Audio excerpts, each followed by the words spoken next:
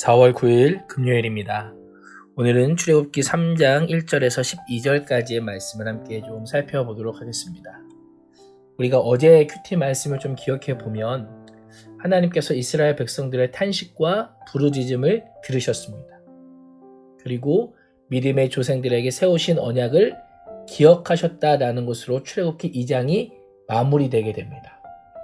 그러면서 출애굽기 3장을 우리가 펼치면서 그러면 하나님께서 어떻게 개입하시고 어떻게 하나님께서 일하실까라는 것을 기대하게 되겠죠. 오늘 말씀을 보면 이스라엘과 언약을 기억하신 하나님께서 그들을 돌보기 위해 가장 먼저 행동에 옮기시는 일이 무엇이냐면 하나님께서 모세를 부르시는 것입니다. 오늘 1절 말씀을 보면 모세가 뭘 하고 있어요? 모세가 장인 이드로의 양떼를 치고 있습니다. 그때 모세의 나이는 80세의 노인입니다. 그 노인이 지금 광야에서 양을 치는 목자로 살고 있습니다. 그 모세가 어느 날 광야 서쪽으로 이동하여서 하나님의 산 호렙에 이르게 됩니다. 그때 마침 여호와의 사자가 떨기나무 가운데로부터 나오는 불꽃 안에서 모세에게 나타나는 겁니다. 근데 신기한 것은 무엇이냐면 떨기나무에 불이 붙었는데 그 나무가 사라지지 않는 거예요. 한번 생각해 보세요. 나무에 불이 붙으면 시간이 지나면 나무가 다 타고 없어져야 되잖아요. 그런데 그 나무가 없어지지 않고 계속 타는 신기한 모습을 본 것입니다. 그래서 모세가 그 떨기나무 쪽으로 가까이 가고 있습니다. 그러자 하나님께서 이렇게 말씀하시는데요. 5절 읽어보겠습니다. 시작. 하나님이 이르시되 이리로 가까이 오지 마라. 내가 선 곳은 거룩한 땅이니 내 발에서 신을 벗으라. 아멘. 거룩하신 하나님께서 모세에게 말씀하시죠. 가까이 오지 말라. 내가 선 곳은 거룩한 땅이니 신을 벗으라라고 말씀하시면서 모세에게 거룩함을 요구하고 계십니다. 왜 이런 명령을 하셨을까요? 모세가 지금까지 살아왔던 세상의 방식과 세상의 가치관과 삶의 목적들은 하나님의 사명을 이루는데 필요가 없기 때문입니다. 거룩하지 않은 것들은 하나님의 일에 방해가 될 뿐이기 때문입니다. 그래서 그 긴 인생을 나그네로 살았던 모세에게 세상의 신을 벗고 거룩하신 하나님 안으로 들어오라라고 말씀하고 계신 것입니다. 그러면서 하나님께서는요, 이렇게 말씀하시는 하나님 자신이 누구인지를 알려주시기를 뭐라고 말씀하세요? 나는 내 조상의 하나님이니 아브라함의 하나님, 이삭의 하나님, 야곱의 하나님이다 라고 그렇게 하나님께서 말씀을 하십니다. 이 표현은 어떤 의미냐면 난 이스라엘을 절대 잊지 않는 언약의 하나님이고 신실하신 하나님이다 라는 것을 강조하고 있는 것입니다. 나는 너를 잊지 않았어. 나는 너를 기억하고 있어라고 말씀하고 계신 것입니다. 그 하나님께서 7절에 보면 이렇게 말씀하시는데요. 7절도 읽어보겠습니다. 여호와께서 이르시되 내가 애굽에 있는 내 백성의 고통을 분명히 보고 그들의 감독자로 말미암아 부르짖음을 듣고 그 근심을 알고. 아멘. 하나님께서 모세를 만나 주시는데요. 그 만나 주시는 구체적인 이유와 여기 보면 구체적인 이유와 목적이 잘 담겨 있습니다. 그 이유가 무엇입니까? 하나님께서 내 백성이라고 말씀하세요. 애굽에 있는 내 백성. 하나님의 백성에 무엇을 보았다? 고통을 분명히 보았다. 또한 그들의 부르짖음을 들었고 내가 그 근심을 알았다라고 말씀하고 계십니다. 하나님은 어떤 분이세요? 애굽에 있는 하나님의 백성들의 아픔과 고통과 울부짖음을 듣고 계시는 하나님이세요. 그 하나님은 또 어떤 분이세요? 애굽에 있는 하나님의 백성만이 아니라 지금 하나님을 믿고 있는 우리의 고통과 우리의 아픔과 우리의 문제까지도 다 아시고 우리 또한 구원해 주시고자 하시는 그 하나님이십니다. 또한 오늘 말씀에 보면 하나님께서 8절에 보면 뭐라고 말씀하세요? 내가 이스라엘을 여기 보시면 젖과 꿀이 흐르는 땅, 강대한 땅, 그 땅으로 내가 데려가라 하노라 라고 그렇게 명령합니다. 내가 그 일을 위해서 너를 부르고 있다. 너를 사용하길 원한다라고 말씀하고 계신 것입니다. 그러자 모세가 이렇게 반응하는데 11절 말씀 한번 읽어보겠습니다. 시작. 모세가 하나님께 이르되 내가 누구이기에 바로에게 가며 이스라엘 자손을 애굽에서 인도하여 내리까. 아멘. 모세가 뭐라고 하나님께 말해요? 하나님, 제가 어떻게 그 일을 감당할 수 있습니까? 저는 절대 하지 못합니다. 라고 얘기합니다. 그 내세운의 이유가 무엇이에요? 하나님, 저는 정말 부족합니다. 라고 말합니다. 어찌 보면 우리 친구들 이것이 겸손이라고 생각할 수 있어요. 하나님께서 시켰는데 하나님, 전 못합니다. 라고 하는 것이 우리의 어떤 사고방식에서는 겸손처럼 생각합니다. 그러나 모세가 왜 이렇게 얘기하는지 아세요?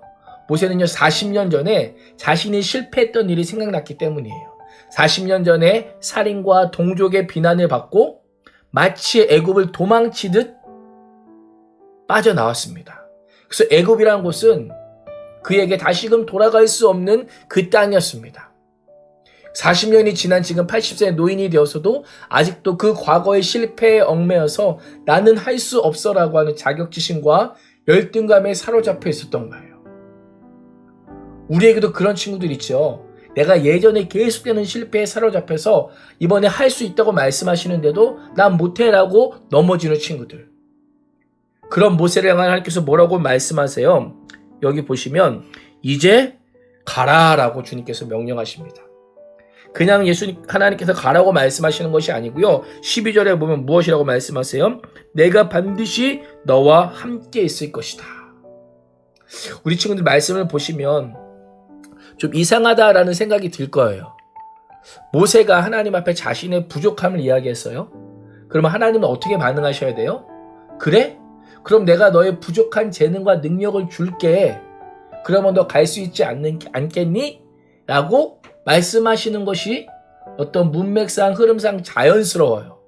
그런데 오늘 말씀을 보면 하나님께서 모세에게 부족한 재능과 능력을 주시겠다라고 말씀하시지 않고 여기 보는 것처럼 내가 반드시 너와 함께 있겠다라고 말씀하세요. 이것이 하나님께서 일하시는 방법이에요.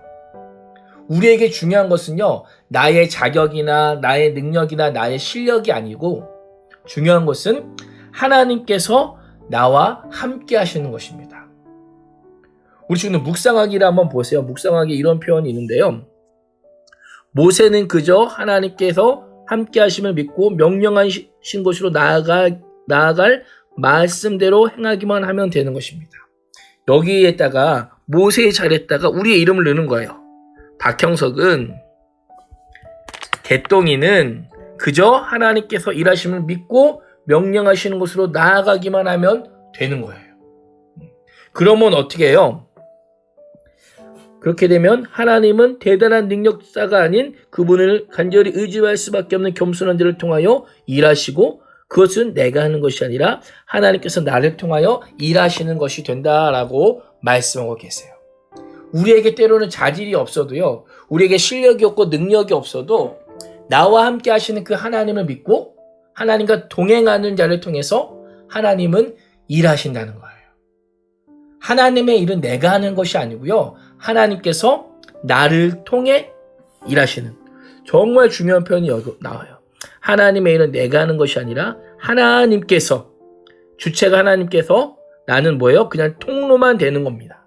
그것이 하나님의 일입니다. 우리 친구들, 오늘도 우리의 모든 것을 이루시는 하나님께서 나와 함께 하시면 담대히 나아갈 수 있음을 믿고 하나님께서 나를 통하여 이루실 수 있도록 우리는 그대로 하나님 앞에 믿고 우리 자신을 내어드리는 그런 하루가 되기를 주님의 이름으로 축복합니다. 우리 생각하기 말씀을 좀 보겠는데요. 오늘은 두 번째 말씀을 한번 좀 보겠습니다. 두 번째 질문을 보시면 이렇게 되어 있어요. 하나님께서 마음에 감동을 주실 때 곧바로 순종하지 않고 못할 이유만 찾고 있는 나의 연약함은 무엇인가요? 그런 경우 많죠. 우리가 말씀을 보고 또 말씀을 듣고 기도하다가 이제 하나님 말씀 이렇게 순종해 봐야지, 이렇게 살아봐야지라고 하는 그런 은혜를 주실 때가 있어요.